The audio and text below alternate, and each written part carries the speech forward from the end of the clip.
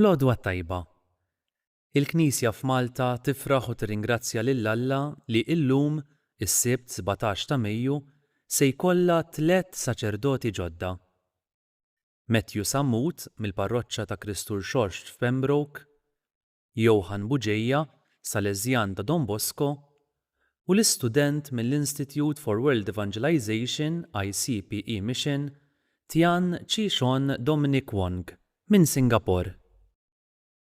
Huma se jiġu ordnati saċerdoti mill-Arċisqof Charles Scicluna fil-preżenza ta' qatt ta' saċerdoti oħra, raba u ħbieb. Matul dan ir-rit tal-ordinazzjoni dawn it-3 żgħażagħ jagħmlu l-wegħdiet tagħhom lil Alla u jimteddu mal-art waqt il-litanija tal-qaddisin biex aħna nitolbu għalihom.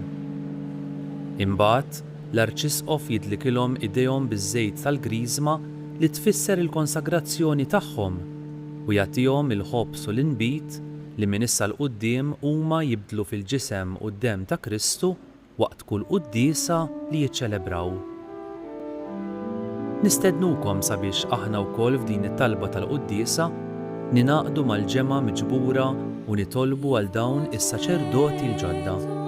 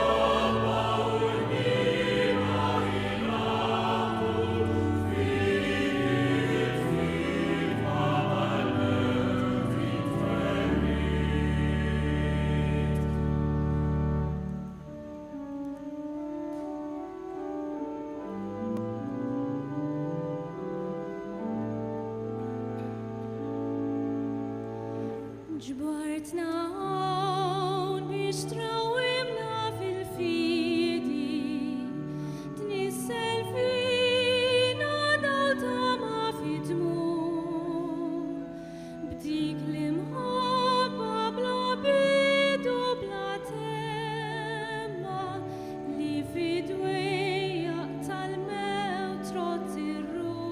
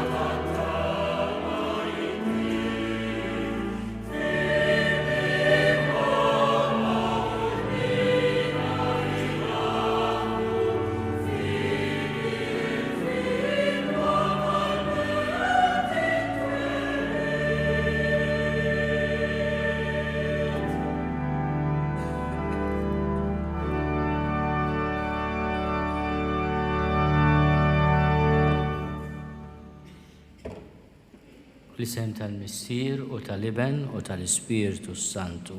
Amen. Il-paċi ma'kom.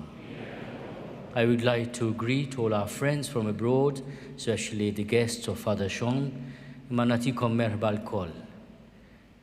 Iltqajna wkoll illum mhux biss biex nitolbu għal dawn it-tlet presbiteri ġodda, imma wkoll għal Papa Ljun 14.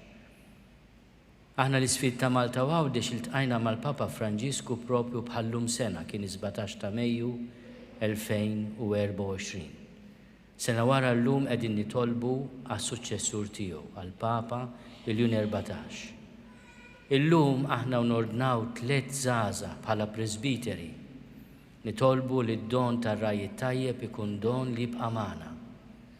Bħala parti mill-wegħda ta' Ġesu jiena magħkom dejjem sal-aħħar ta' żminijiet.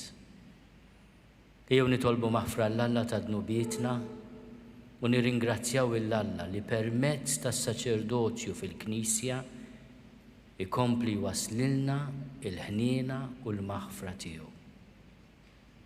Nistqa' l-Alla li jista' kollox u lilkom ħuti. Jiena nibt ħafna bil-ħsieb, bil-kliem, bil-emil u billi ħallejt mirjieti. Tija tiegħi, bl-akbar tija tiegħi. Għalhekk nitlob li l-imqazza Marija dejjem Verġni, lil l-anġlu qaddisin kollha u lilkom ħuti biex jitolbu għalija lil mulej Alla tagħna. Eħenna lina Alla li jista' kollox jaffrinna dnubietna u jwassalna l-ħajja ta' dejjem.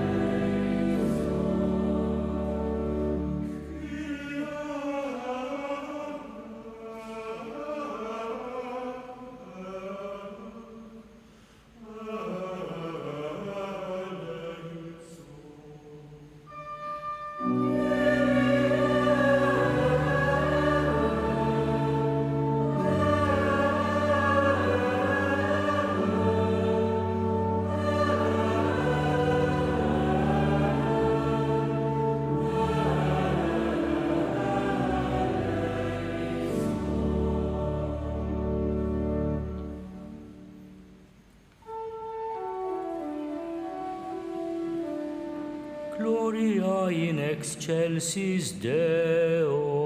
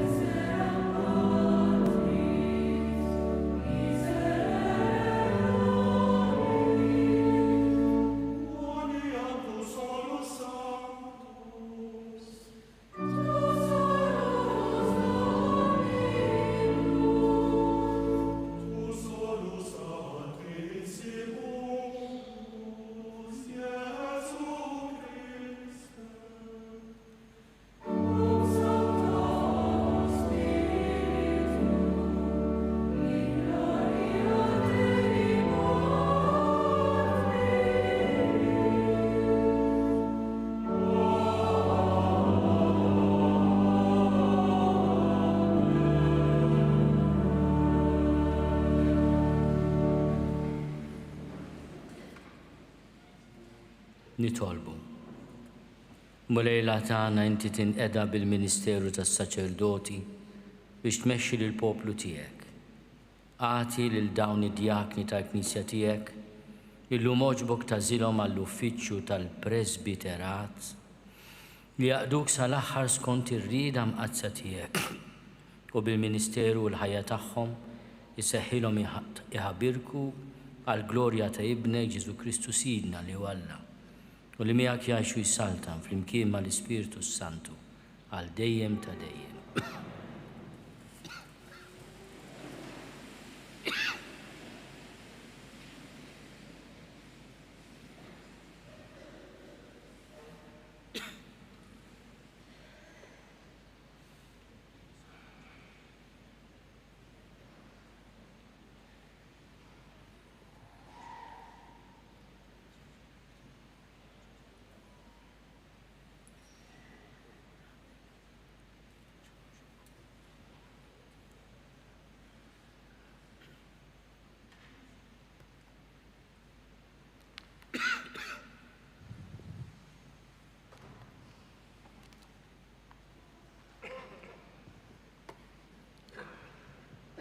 L-Ispiritu tal-Mulej fuqi. Qari mill-ktieb tal-Profeta Iżajja. L-Ispiritu ta' Sidi l-Mulej fuqi għax il-Mulej jikkonsagrani biex inwassal il-bxara tajba lill-fqajrin u batni ndewwi il-qalb miksura. Biex inħabbar il-ħelsien lill-mjasrin u lill-ħabsin il-ftuħ tal-ħabs. Biex inniedi s-sena tal-grazzja tal-Mulej u jum il-vendetta ta' Alla tagħna. Biex infarraġ il-imniktin. Biex inferraħ il-dawk li jibku f'Sion u nagħtihom kuruna flok irmied. Żejt tal-ferħ flok il-bies tal-vistu u l-għana tal-foħrija flok ruħ mitluqa. Insejħilhom ballut tas-sewwa imħawla mill-Mulej għal foħritu. Il-kelma tal-Mulej.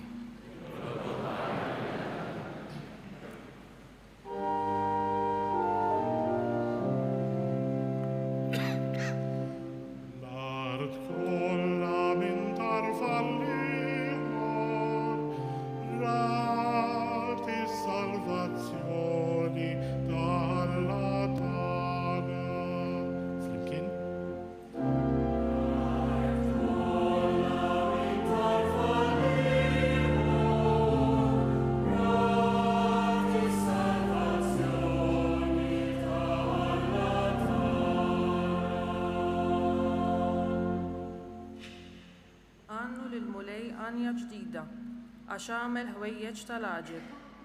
Ġibitlu r-rebħa il-leminija tiegħu u d-drieħ imqaddes tiegħu.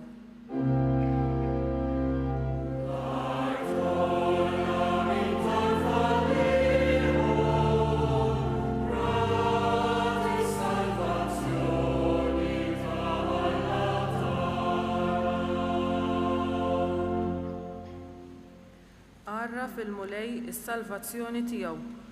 Fajnejn il-ġnus wera il-ġustizzja tiegħu. Ftakar fit-tjieba u l-fedeltà tiegħu mal-poplu ta' Iżrael.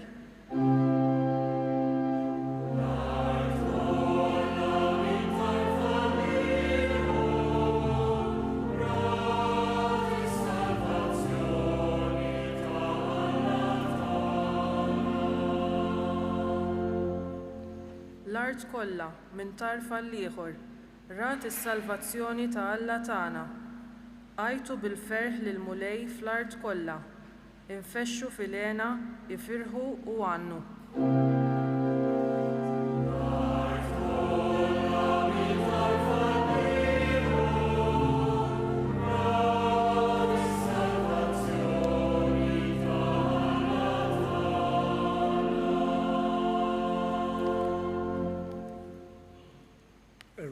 From the letter to the Hebrews.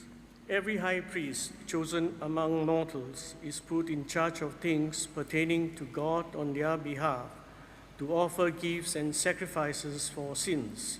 He is able to deal gently with the ignorant and wayward, since he himself is subject to weakness.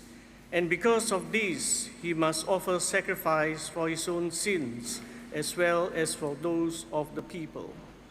And one does not presume to take this honor, but takes it only when called by God, just as Aaron was. So also Christ did not glorify himself in becoming a high priest, but was appointed by the one who said to him, "You are my son, today I have begotten you," as it says also in another place, "You are a priest forever, according to the order of Melchizedek." In the days of his flesh, Jesus offered up prayers and supplications with loud cries and tears to the one who was able to save him from death, and he was heard because of his reverent submission. Although he was a son, he learned obedience through what he suffered, and having been made perfect, he became the source of eternal salvation for all who obey him, having been designated by God a high priest according to the order of Melchizedek. The word of the Lord.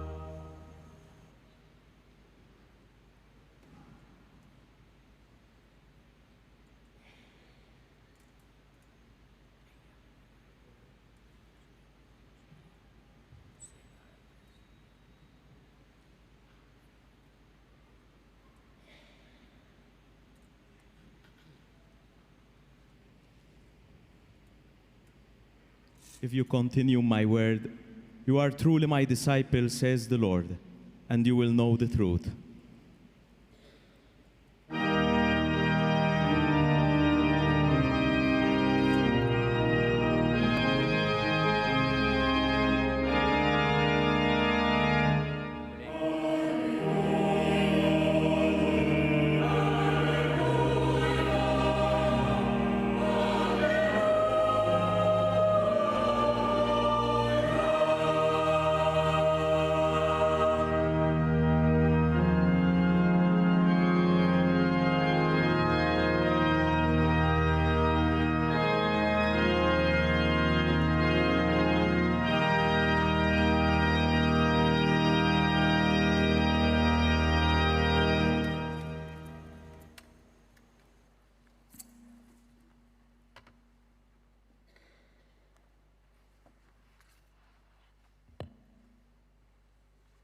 Il-mulej ma'kom. Qari mill-Evanġelju skont San Ġwan.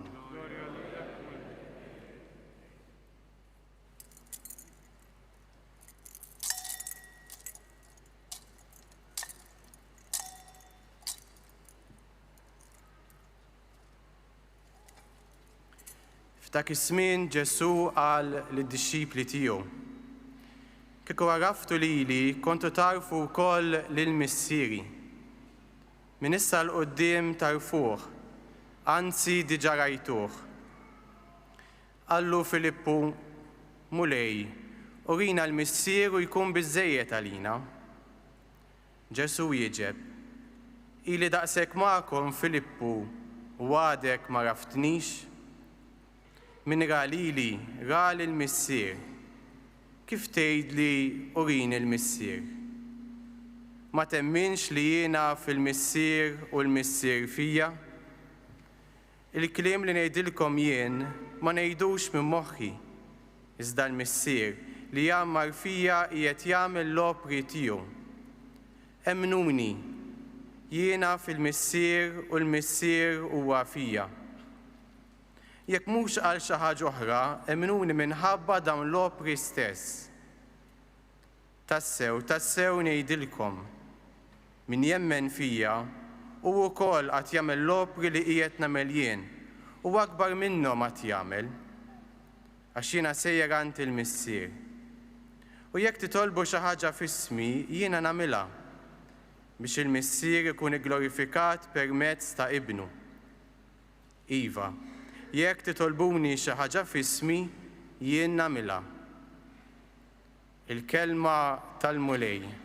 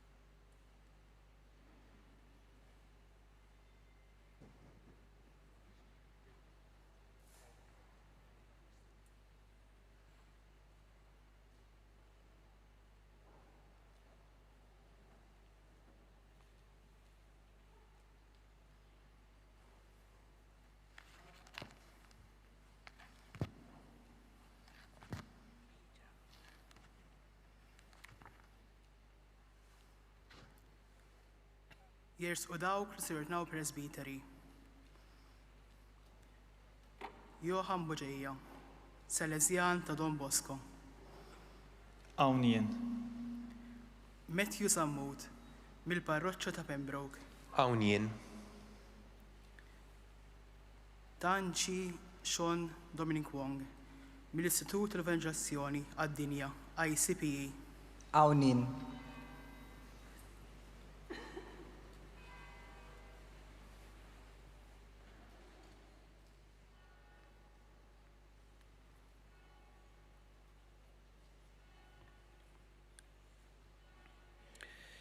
Missier omna l-Knisja mqazza titlob minnek li jintordna lil dawn ħutna għal ħidma tal-Presbiterat.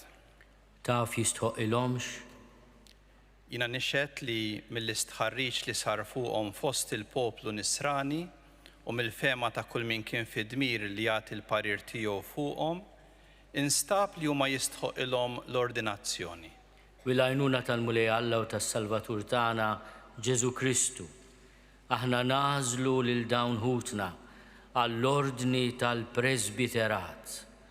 Inroddu ħajr l-Alla, nagħtuhom ċabċipa.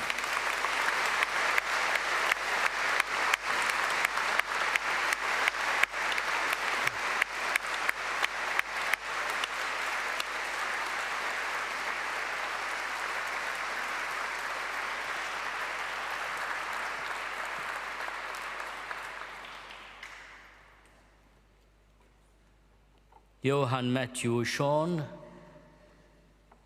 enjoy the moment, gawduh dal-moment ta' ċabċipa, għadna fil-bidu. Nixtieqkom li fil-qalb ta'kom jitnaqqax il-klim tal-kelma ta' Alla li smajna llum. Jina nitloq fuq din il-kelma ta' Alla, laqtitni espressjoni sabiħa imma qawwija ħafna. Isejħulhom ballut tas-sewwa, imħawla mill-mulej għal foħritu. They will be called oaks of righteousness, the planting of the Lord to display His glory. Inti u dieħel il-belt tal-imdina meta tkun dieħel fuq in-naħa tax-xelluk. Għatem siġra nispera tibqa' hemmhekk ma nagħmlux block flats floka. U din is-siġra hija balluta antika, quercus silex. Kull meta titlu fil-belt qadima tagħna ħarsu lejn din is-siġra u ftakru f'din il-kelma ta' Alla li llum qiegħda titħabbar fuqkom. Tkun din il-profezija fuqkom. Isejħulhom ballut tas-sewwa, oaks of righteousness. Imħawla mill-mulej, the planting of the Lord, għal foħritu, to display His glory. Il-balluta hija siġra samma biex tikber trid ħafna żmien. Hekk intom ukoll. Intom il-ballut tas-sewwa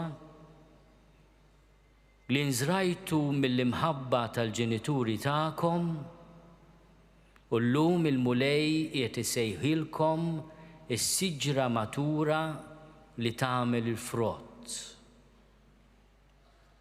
Qed isejħilkom ukoll siġra tas-sewwa. Jitolbu li bħala presbiteri il-frott tagħkom ikun dejjem frott tas-sewwa, qatt ta' dnewwa li tingħataw lill-poplu ta' Alla biex fi sħana qawwija tax-xemx tagħtuh id-dell u meta jkun il-maltemp tagħtuh il-ken. Kunu sinjal li jmerukom u tibżgħux għax il-mulej qed jagħtikom il-qawwa u l-umiltà tiegħu. Bħalma qalilna il-Papa Leon il-bieraħ, aħna imsejħin inwasslu l-verità bi kliem ċar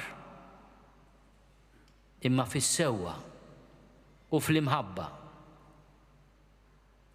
Intom tkunu ballut tas-sewwa qisu li l-kelma tagħkom mhix tagħkom imma tal-mulej Ġesu. Kif taqsmu l-kelma ta' Alla mal-poplu tagħna, kif tkellmuh, l-imġiba tagħkom ma' kull wieħed u waħda minna jalla tkun dejjem immarkata bl-imħabba u bis-sewwa.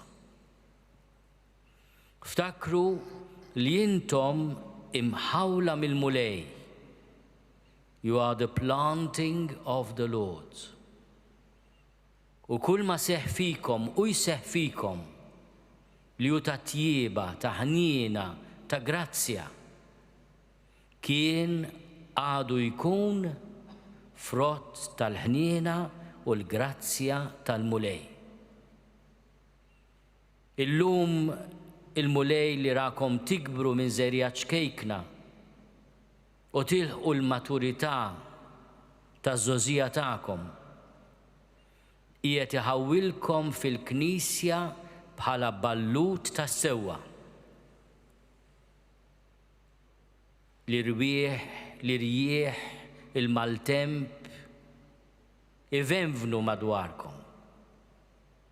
Mhux qed inwedkom ħajja komda jew faċli, ma qiegħed inwedkom f'ismu il-qawwa tiegħu, il-ħniena tiegħu, is-sewwa tiegħu. Intom imħawla mill-mulej u aħna nilqgħukom bħala don li l-mulej qiegħed iħawwel fil-Knisja tiegħu. Bliema għan Iżajja jispjegalna għal foħritu. You are the planting of the Lord to display His glory. U l-foħrija tal-mulej tidher meta intom tingħataw lilu b'qalb safja, immarkati bl-ubbidjenza, bis-disponibilità totali lejn il-poplu ta' Alla. Qisu li kull kelma, kull ħsieb, kull imġiba tagħkom ikunu mmarkati mix-xewqa li tgħixu fl-intenzjoni retta li tagħmlu kollox għall-glorja ta' Alla. Għax il-glorja tal-bnedmin hija firħa, tgħaddi bħalma jgħaddi sħab u kultant iġġib xi sajjetta jew tnej. Imma l-glorja li nfittxu għal Alla hija l-ikbar investiment li nistgħu nagħmlu. Kollox jgħaddi l-aħwa. U meta nidru qudiemu, ejjew ma nidrux qudiemu bidejna vojta, għax ikunu ntlejnihom bil-ħfruqa tad-dinja, imma ejjew nersqu qudiemu b'qalb tħeġġeġ mimlija mħabba. Għax meta ġisimna jsir trab, l-imħabba tagħna tibqa' u ma tmut qatt. Intom imsejħin għal imħabba kbira, imħabba samma, imħabba li għandha timla il-qalb tagħkom u toftomkom mill-imħabbit kollha tad-dinja. Għax intom l-imħabba tagħkom tkun l-innamorament ma' Ġesu. Ġesu jkun il-ħabib tagħkom, l-imħabba ta' qalbkom u ta' ħajjitkom. U jalla l-mulej għallaqakom ma' poplu li jara fikom imħabba safja li tresqu lejn Ġesu. Intom qegħdin issiru saċerdoti din is-sena ta' grazzja. Fil-ġublew tat-tama. Imħabbar mill-Papa Franġisku u li set ngħixuh tal-Papa l-jum. Kunu sinjal ta' tama għal-poplu tagħna. Il-mulej ħarisna kull wieħed waħda minna li meta narawkom nieħdu qata. Jalla kull meta narawkom iltaqgħu magħkom nieħdu r-ruħ. Inkunu qegħdin nitkellmu ma' ħabib. Il-ħarsa tagħkom tkun dejjem ħarsa ta' ħniena. Intom qegħdin issiru saċerdoti waqt li aħna qed nifirħu bid-don ta' Papa ġdid.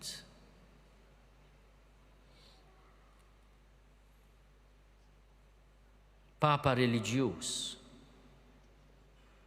li jgħix u jibqa' jgħix is-safa, l-ubbidjenza u l-faqar skont is-sejħa tiegħu. Il-kardinali jażlu jagħtuh salib kbir u l-mulej wettqu dan is-salib. Itolbu li intom dejjem tkunu ulied lejali ta' Pietru, il-blata tal-fidi. Li l-iva tagħkom tkun iva dejjem, il-le tagħkom ikun le dejjem.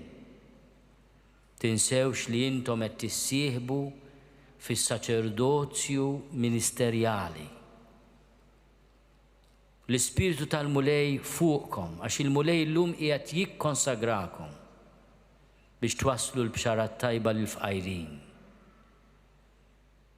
Fil-Ministeru tal-kelma tagħkom waslu l-bxarat tajba lil kull bniedem li fqir u għandu bżonn il-kelma tas-sewwa, il-kelma tal-ħelsien veru, il-kelma tal-ħajja. Badkom biex iddewwu l-qalb miksura u tħabbru l-ħelsien lill-imjasrin u lill-ħabsin il-ftuħ tal-ħabs. Dan tagħmluh bil-Ministeru tar-Rikonċiljazzjoni, fis-sagrament tal-Mamudija, tal-qrar, tad-dilka tal-morda. Intom iddewwu l-qalb miksura, tħabbru l-ħelsien lill-imjasrin, lill-ħabsin il-ftuħ tal-ħabs. U tniedu meta taqsmu mal-poplu ta' Alla il-misteru tas-salib u l-Ewkaristija, tniedu s-sena tal-grazzja tal-mulej. Il-mulej jagħtikom illum kuruna flok l-irmiet, żejt tal-ferħ flok l-bies tal-vistu. Lana tal-foħrija flok ruħ mitluqa. Isejħulkom ballut tas-sewwa imħawla mill-mulej għal-foħritu. You will be called oaks of righteousness, the planting of the Lord, to display his glory.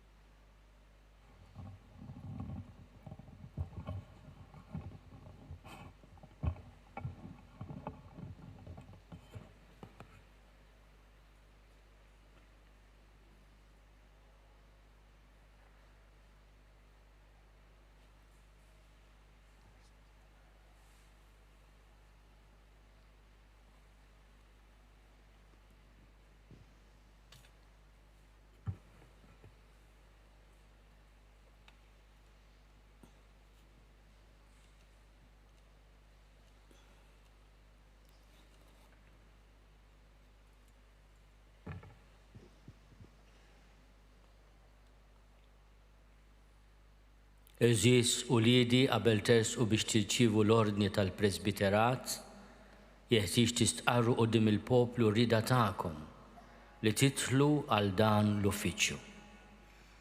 Tridu intom taqdu bla għeda l-uffiċċju tas-saċerdozju fil-grad tal-presbiteri billi taħt it-tmexxija tal-Ispiritu Santu tirgħu il-merħla tal-mulej bħala kooperaturi tajba tal-ordni tal-isqfijiet. Iva jrid. Tridu intom taqdu bil-għaqal u kif jixraq il-Ministeru tal-Kelma fix-xandir tal-Evanġelju u fit-tifsir tal-fidi Kattolika. Iva jrid. Tridu intom tiċċelebraw bil-fedeltà il-misteri ta' Kristu skont it-tradizzjoni tal-Knisja, speċjalment is-sagrifiċċju tal-Ewkaristija u s-sagrament tar-rikonċiljazzjoni, għat-tifħir ta' Alla u tqaddis tal-poplu Nisrani. Iva jrid. Tridu intom flimkien miegħi titolbu l-ħnina ta' Alla għal poplu fdat lilkom. Intom u tħarsu bla għeda il-kmandamenti li titolbu dejjem. Iva jrid. Tridu intom tingħaqdu dejjem aktar ma' Kristu il-Qassis il-Kbir li tagħlilu nnifsu lill-Missier bħala vittma bla teba għalina u flimkien miegħu tikkonsagraw ruħkom lill-Alla għas-salvazzjoni tal-bnedmin. Iva jrid b'għajnuna ta' Alla.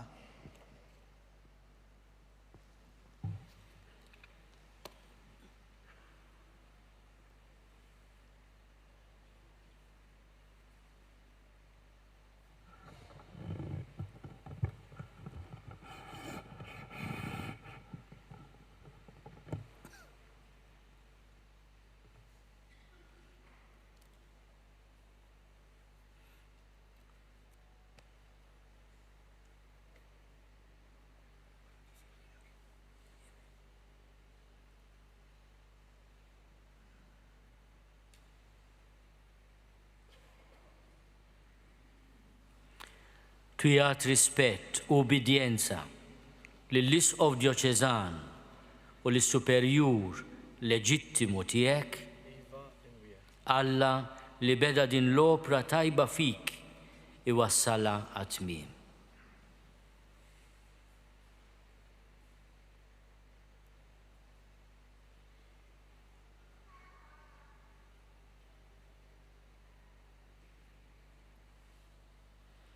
Twijat rispett u ubidjenza lili u l-suċċessuri tiegħi, Alla li beda din l-opra tajba fik iwassala għat-tmiem.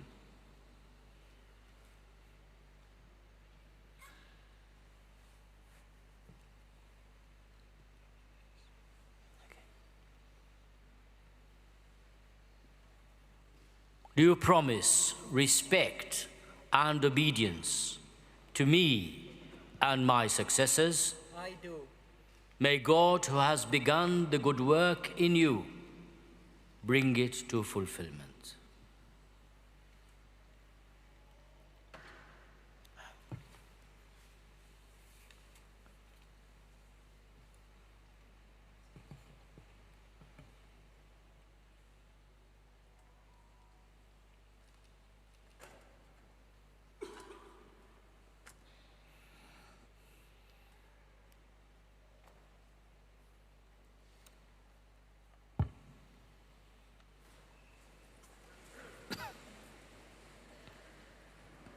Nitolbu eżis li l-missier Alla li jista' kollox biex fuq dawn il-qaddejja tiegħu li hu ħatar għall-ordni tal-Presbiterat ikattar id-doni tas-sema.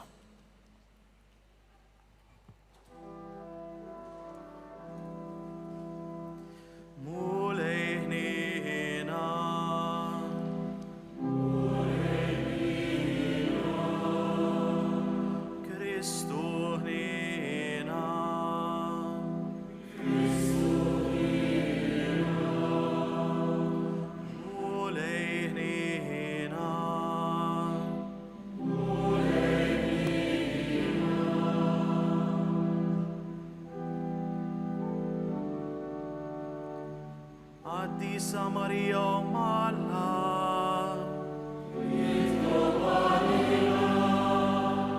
San Michiel, Angeli Addisa ta' Alla,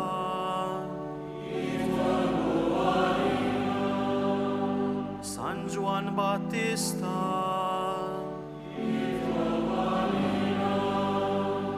San Giuseppe,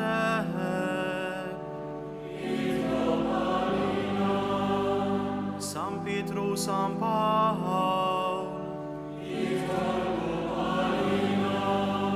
Sant'Andrea, San Juan, San Giuda Taddeo,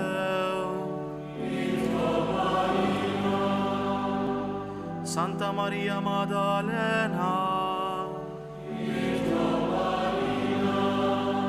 San Stefano, San Publio, Sant'Ignazio d'Antiochia, San Laurens, San Vincent, San Efrem, Santa Perpetua o Santa Felicita, Santa Agnese, Santa Cecilia, San Girgol, Santo Istin, San Martin, San Carlo Borromeo, San Francisco de Sal, San Benedetto, San Francisco San Domingo, Sant'Ignazio da Loyola, San Francisco Saverio, San Filippo Neri, San Juan Maria Vianney, San Juan Bosco, San George Breca, Santa Caterina da Siena, Santa Teresa da Gesù, Santa Teresa dal Bambin Gesù, Santa Teresa da Calcutta, San Domenico Savio, Beato Carlo Acutis, Beato Ignazio, Beata Deodata, Addis incollata alla,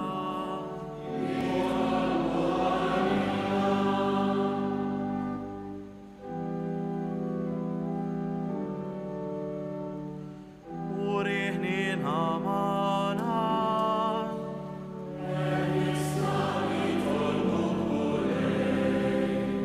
min kull deni,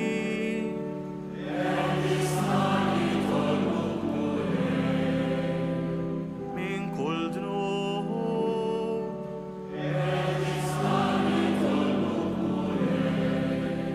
mil-mewta dejjem,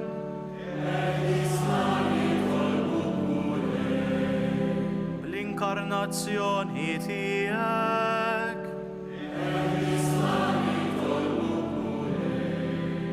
bil-mewt u l-qawmin tiegħek,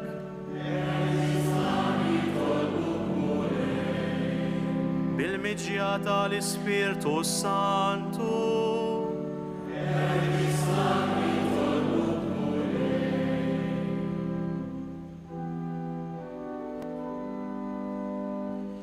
miedem bin,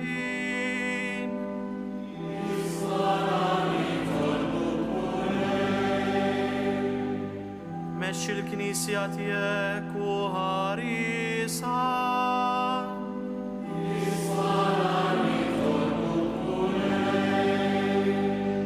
żomm lill-Papa u l-ordnijiet kollha tal-Knisja fir-rabta mqazza tiegħek.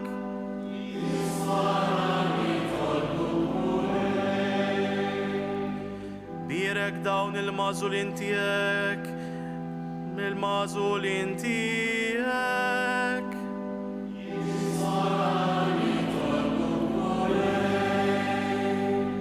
Birek u qaddes dawn il-magħżulin tiegħek.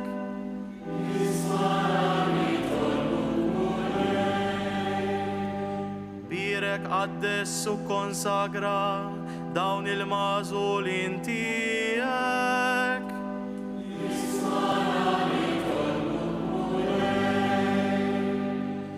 Ibad ħaddiema ġodda għal sa tiegħek.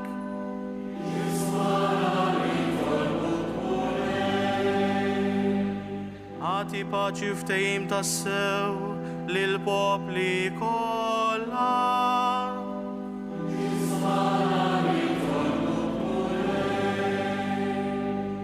Farraġ bil-ħnina tiegħek lil kull min mnieked.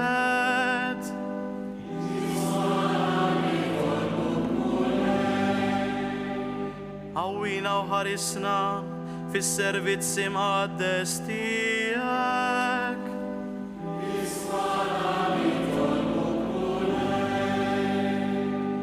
Ġesu, iben Alla l-ħaj.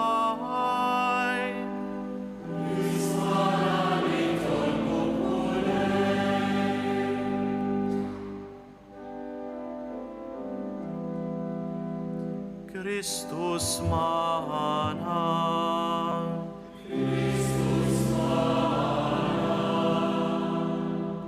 Kristu l-qatalba taħna.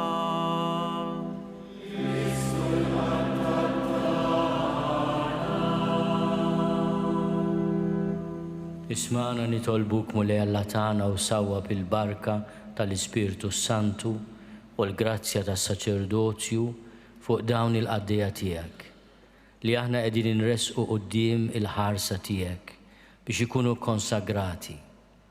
Ibqa' tihom dejjem u bil-kotra dak li qed tagħtihom issa bi Kristu Sidna.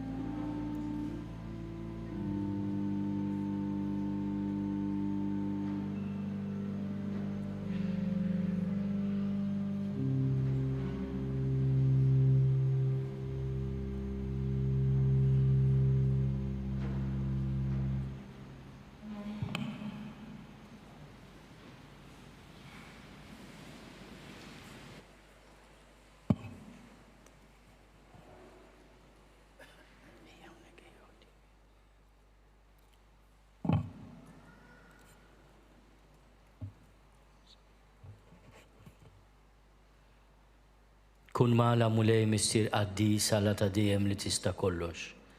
Minnek id-dinjità li għandu kull bniedem. Intqassam il-grazzi kollha.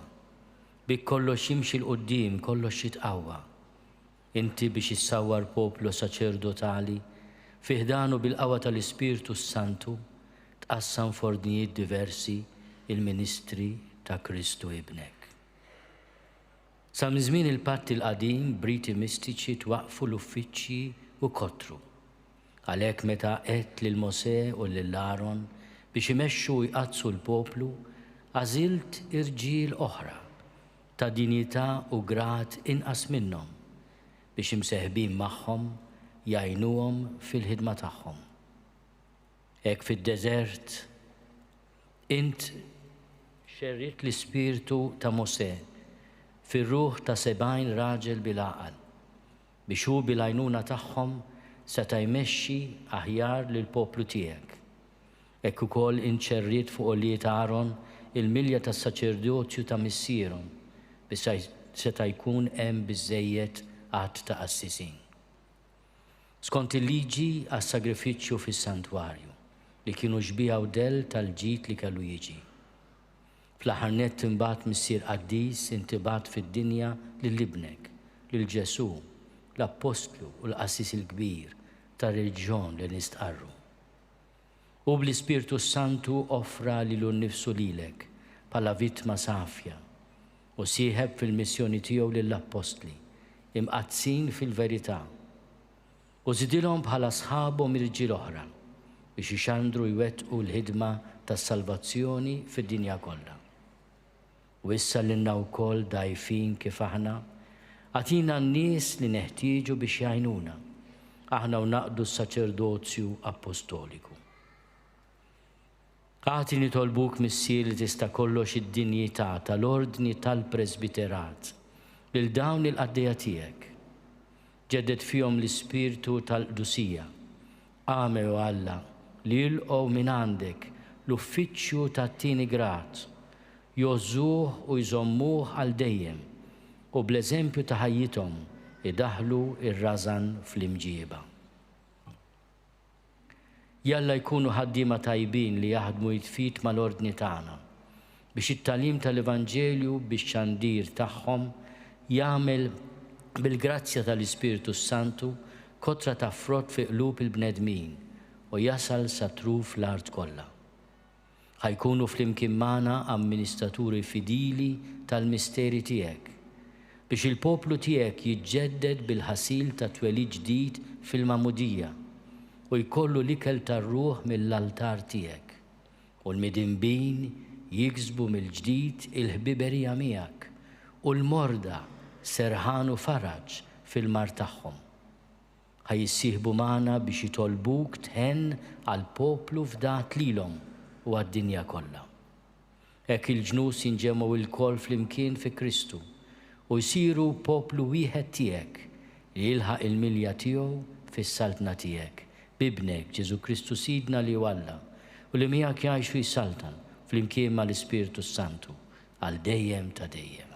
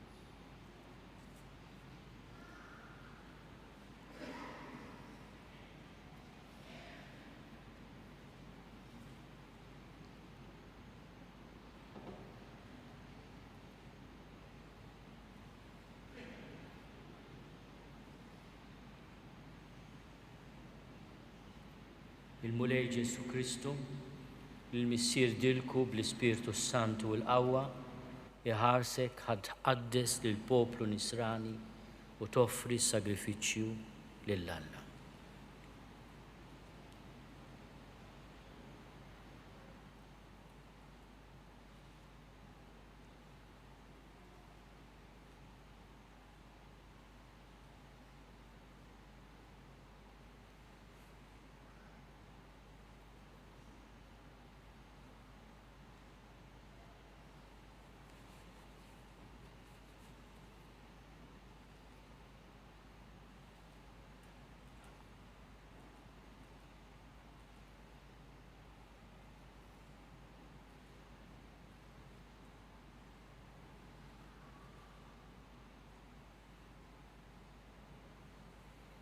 Il-Mulej Ġesu Kristu, il-Missier dilku bl-Ispirtu Santu u bil-qawwa, iħarsek ħad tqaddes il-poplu Nisrani u toffri s-sagrifiċċju lill-Alla.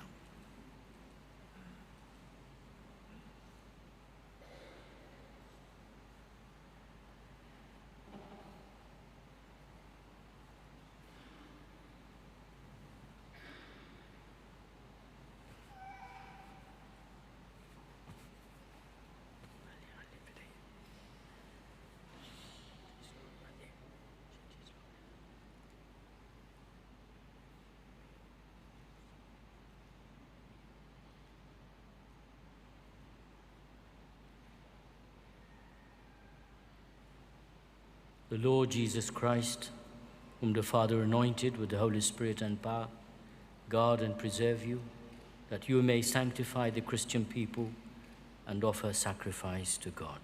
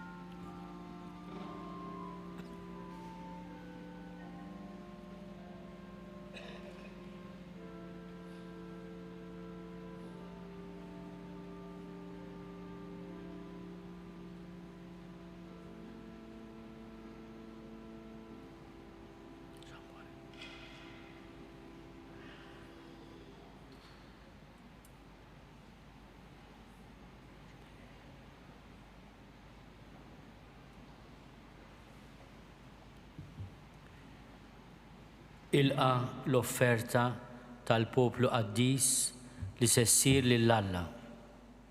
Ifhem sewwa dak li se tagħmel. Fassal ħajtek fuq dak li se jkollok f'idejk. Għamel ħajtek tkun tiġbaħ lill-misteru tas-salib ta' Kristu.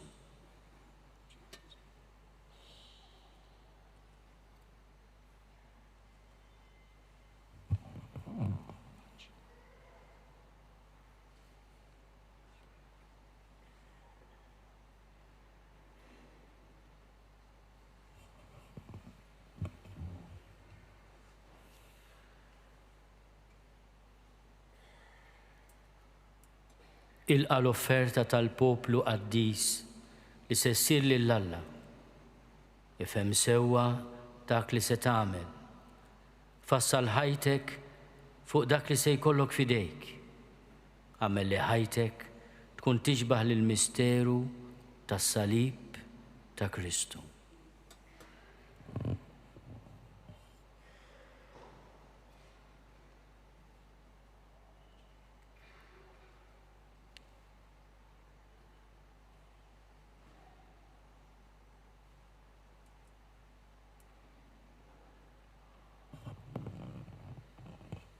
Receive the oblation of the holy people to be offered to God. Understand what you do, imitate what you celebrate, and conform your life to the mystery of the Lord's cross.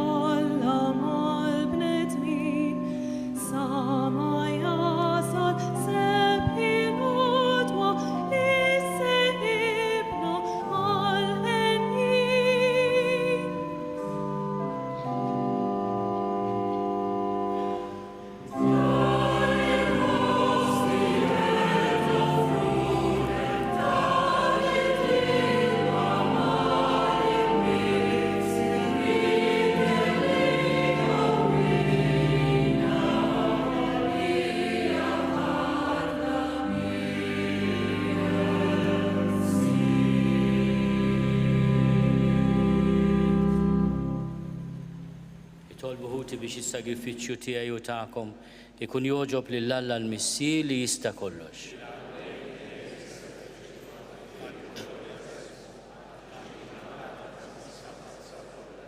U Alla inti trid li s-saċerdoti tiegħek jaqdu l-artali mqazza u l-poplu tiegħek, għatina li bis-saħħa tas-sagrifiċċju li se nofrulek is-servizz tagħhom ikun dejjem jogħġbok u fil-Knisja tiegħek jagħmel frott li jibqa' għal dejjem bi Kristu Sidna. Il-mulej magħkom. Nerfgħu qlubna l fuq. Niżuħaj il-mulej Alla tagħna. Sewwa u xieraq tas-sew mulej missier qaddis. Alla ta' dejjem li tista' kollox. Tajjeb u taġid tas-salvazzjoni tagħna li dejjem u kullimkien irrodulek ħajr. Inti konsagrajt lil libnek il-waħdini bl-Ispiritu Santu u għamiltu l-qassis il-kbir tal-patt il-ġdid li jibqa' dejjem u biħsieb li ma bħalu oġbok tordna lis-saċerdozju waħdini tiegħu jibqa' dejjem fil-Knisja. Għax hu mhux biss iżejjem saċerdozju regali lil poplu miksub minnu, iżda wkoll fl-imħabba tiegħu għalina bħala ħutu jażel lil xi wħud u bit-tqejjid tal-idejn iseħħibhom miegħu fil-ministeru qaddis tiegħu. Huma f'ismu iġeddu s-sagrifiċċju tal-fidwa tal-bniedem fl-ikla tal-għid li jħejju għal uliedek. Imexxu bl-imħabba lill-poplu qaddis tiegħek u jqawwuh bis-sagramenti. Huma jiddedikaw ħajjithom għalik u għas-salvazzjoni ta' ħuthom. Iħabirku ħajsiru ġbija ta' Kristu u b'qalb sħiħa jagħtuk dejjem xhieda tal-fidi u l-imħabba tagħhom. Għalhekk mulej aħna wkoll mal-anġlu l-qaddisin kollha tiegħek infaħruk ferħ kbir u nkantawlek.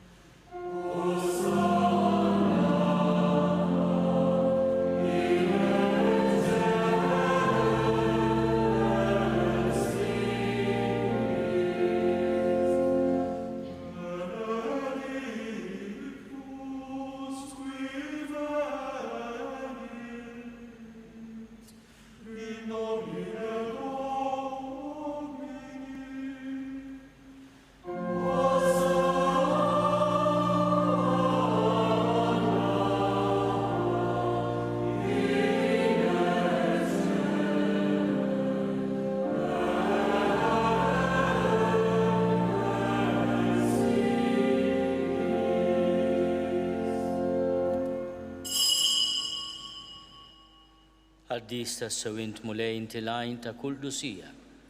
Għaddis għalhekk nitolbuk dawn l-offerti bil-barka tal-Ispiritu tiegħek biex isiru għalina il-ġisem u d-dem ta' Sidna Ġesu Kristu li meta kien se jingħata biex minn rajħibati ħal ħobs rat-il-ħajr qasam tal-disċipli tiegħu qal ħudu u kulu l-koll minn dan għax dan huwa ġismi li jingħata għalikom.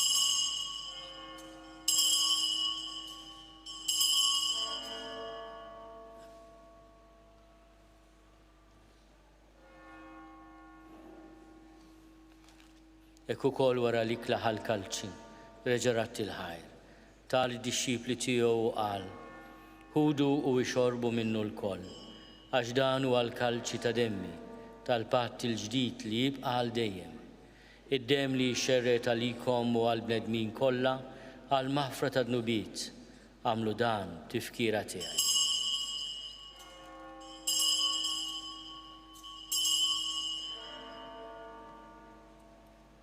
Dan hu l-misteru tal-fidi.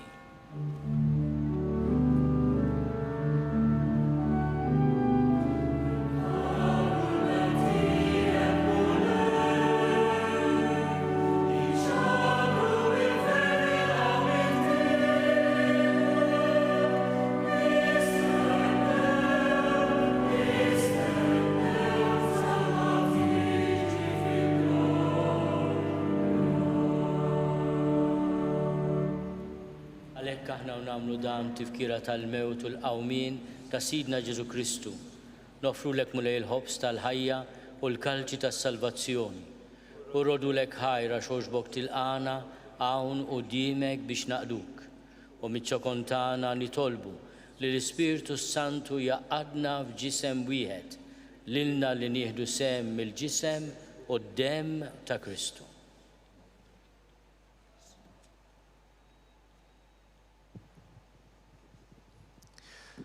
Ftakar mulej fil-Knisja tiegħek imxerta mad-dinja kollha meta flimħabba flimkien mal-Baba Leon, ma' Iso Tana Charles, ma' Iso Joseph li qed jgħinu.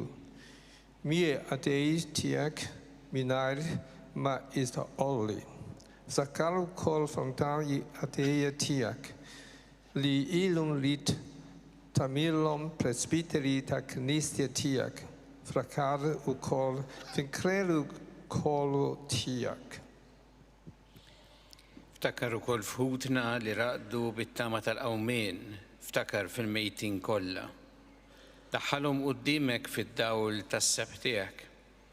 Ħenna lina l-koll nitolbuk, għati lina wkoll il-wirt tal-ħajja ta' dejjem, flimkien mal-Verġi Mqazza Omm Alla Marija, ma' San Giuseppe, ma' l-Apostli u l-Qaddisin kollha li jgħixu fil-ħbiberija tiegħek sa mill-bidu tad-dinja. Għammel magħhom infaħruk u nsebħuk Ġesu Kristu ibnek. Bi Kristu ma' Kristu fi Kristu jingħata lilek Alla missier li tista' kollox flimkien mal-Ispirtu Santu kull ġieħu glorja għal dejjem ta' dejjem.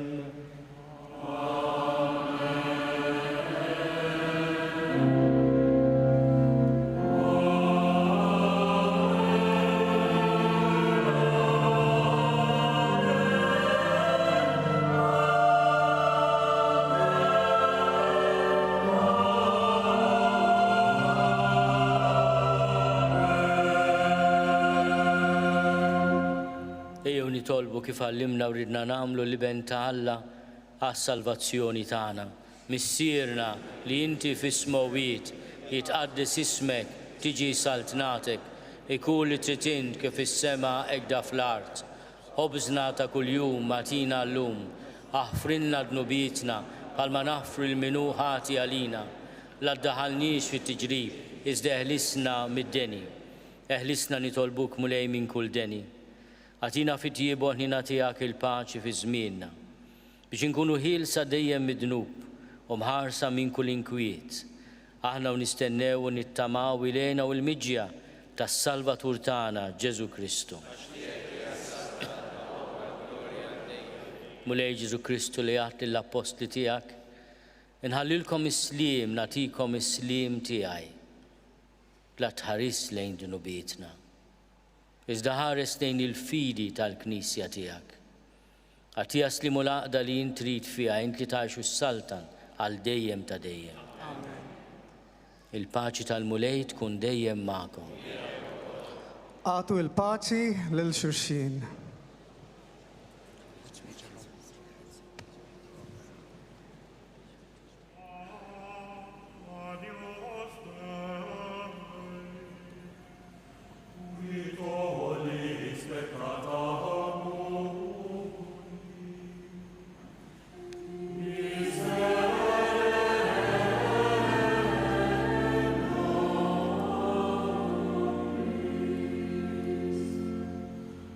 Amen.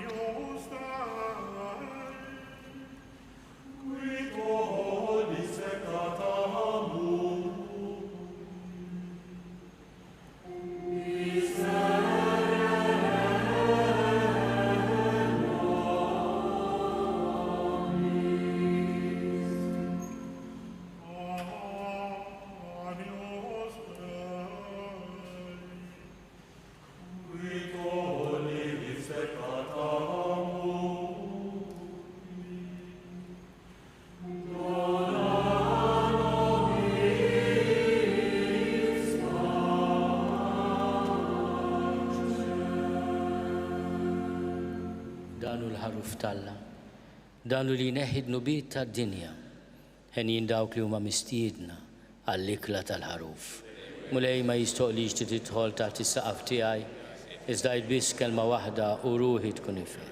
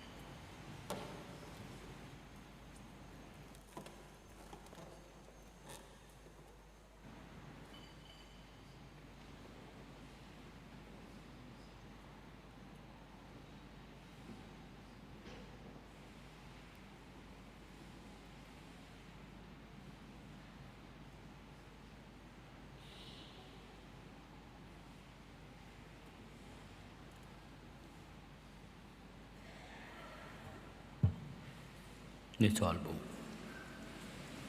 Għamil mulej li din il-vittma qaddisa li aħna offrejlina kulli bija tqarbilna tqaddes lis-saċerdoti u l-qaddejja tiegħek kollha biex ikunu dejjem maquda miegħek fl-imħabba u jistħoq ilhom jaqduk kif jixraqlek bi Kristu Sidna.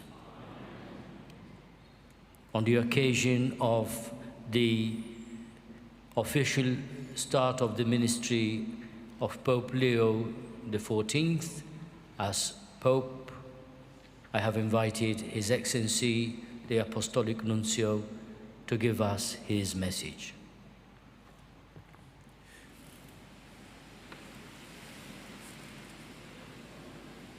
Thank you so much. Dear brothers and sisters in the Lord, I'm happy to be here to share the threefold joy of this Eucharistic celebration. The first joy comes from the three newly ordained priests. The second from this beautiful celebrating assembly formed by the people from the east and the west. And the last but not the least, joy from the new Bishop of Rome, Pope Leo. Yes.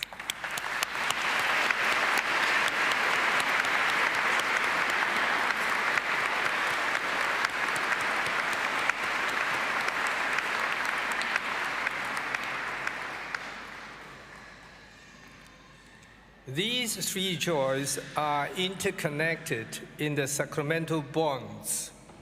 Sacrament, in Augustinian sense, points to the paschal transformation of life from the corruptible to the incorruptible. Namely, a new sort of life is born sacramentally.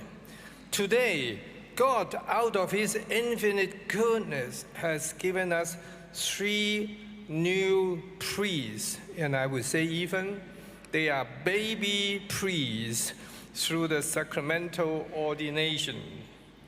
Dear Johann, dear Matthew, dear Sean, the term baby is not pejorative. We call you baby because we like you, we want you, we need you, we care for you, and above all, God loves you. And around you, there will be all sorts of babysitters. Please forgive me the term babysitter, a bit undomesticated, but plenty of affection. The proto-baby sister, the number one babysitter is, of course, Archbishop Scicluna, together with all his priests. Then the other babysitters, of course, from the people of God who received the joy from your priestly ministry. Dear brothers and sisters, we do not have only baby bishops, a baby priest, but also a baby bishop. Yes, the Bishop of Rome, and tomorrow our beloved Papa Leo XIV will officially inaugurate his ministry in and through the Holy Eucharist, the sacrament of unity. It is in one Christ that we are one, in illo uno unum, as written in his pastoral coat of arms. Thanks to the wise arrangement of Archbishop Scicluna, it is today, in the eve of the papal inauguration, this local church joins His Holiness Leo and the Universal Church in prayer to begin his patron ministry in the Holy Eucharist, the source and summit of every church activity. For the good of the church and of the new Bishop of Rome, allow me to interpret the utmost willingness of the local church and to offer a threefold invocation of God's blessing. Each one contains some biblical quotation and prayers. In between, there's a short pause of silence. The first invocation. Rejoice and be glad, for God is to send peace flowing over his people like a river. Come joyfully to the Lord our God, because he is to comfort you like a mother to her baby, so that you may suck and be carried upon her hip and dandled upon her knees. Let the little ones come to the Lord, and do not hinder them, for the kingdom of God belongs to such as these. Pause.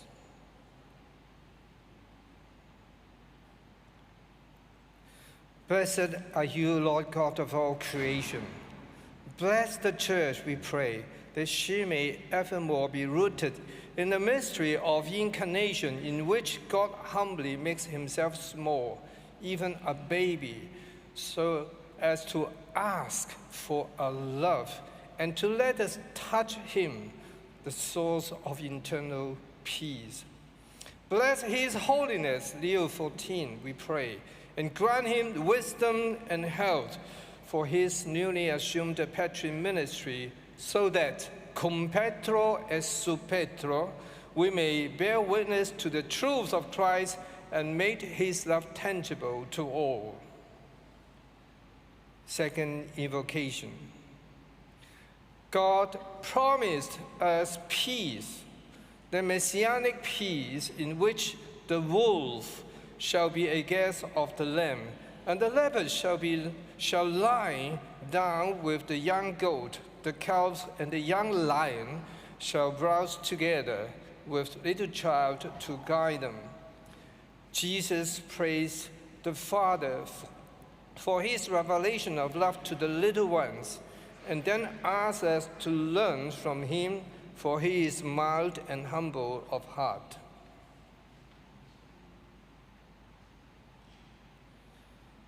Blessed are you, Lord God, Prince of Peace.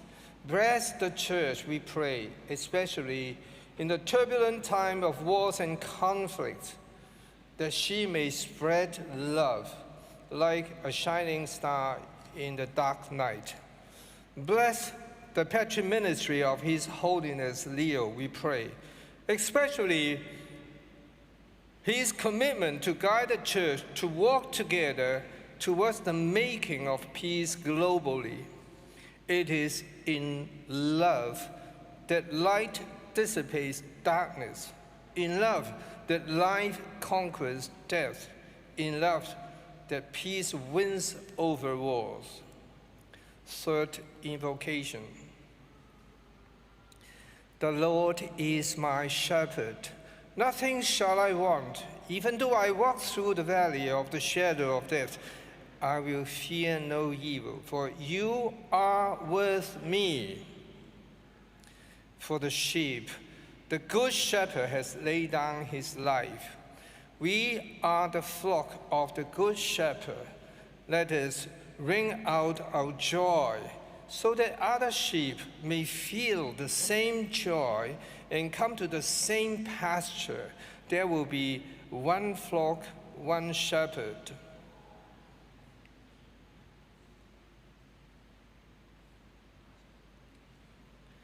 Blessed are you, Lord God, the good shepherd. Bless the church, we pray, that she, with mildness and humility, may welcome other sheep to the pasture of Christ. Bless His Holiness Pope Leo and all the pastors, we pray, so that in their ministry they may become the voice of Christ to draw the attention of other sheep. Bless all other sheep. Bless the dialogues. Bless the shared witnesses. Bless the charity works, so that with God's grace and human synergy, we may walk towards one flock and one shepherd in illo uno unum. Anoni mulei ania jdida, yala ala iberekum yikol grazie hafna.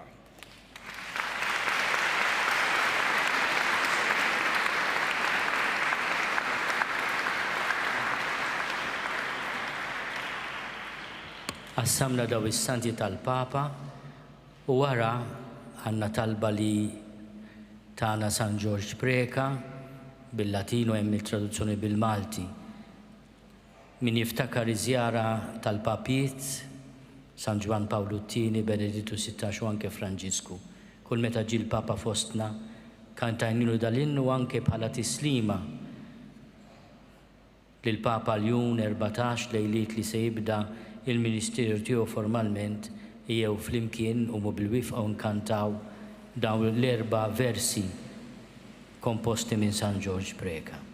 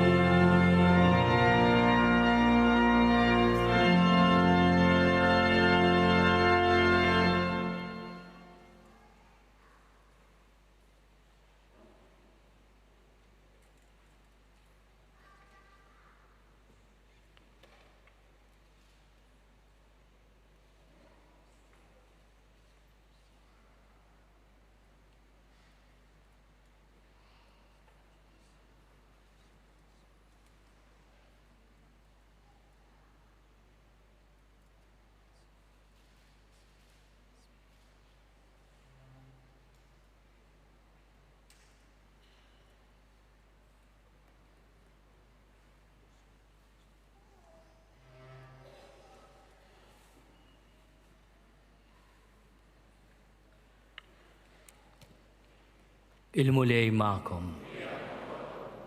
Alla li waqqaf u mexxi il-Knisja jħariskom dejjem bil-grazzja tiegħu biex bil-fedeltà kollha taqdu l-Ministeru ta' Presbiteri. Jagħmilkom għaddejja u xhieda fid-dinja tal-imħabba u l-verità tiegħu u ministri fidili ta' rikonċiljazzjoni. U jagħmilkom tassew rajja li tagħtu lill-fidili kollha l-ħobb sħaj u l-kelma tal-ħajja biex dejjem aktar jikbru fil-għaqda tal-ġisem ta' Kristu.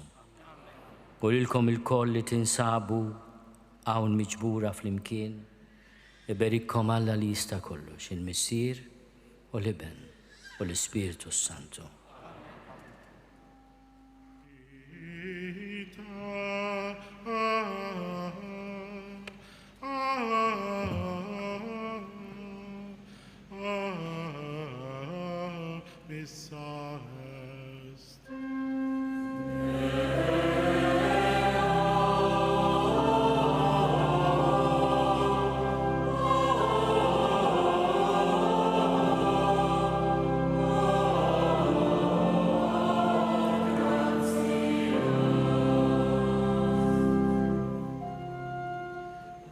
Regina Celi.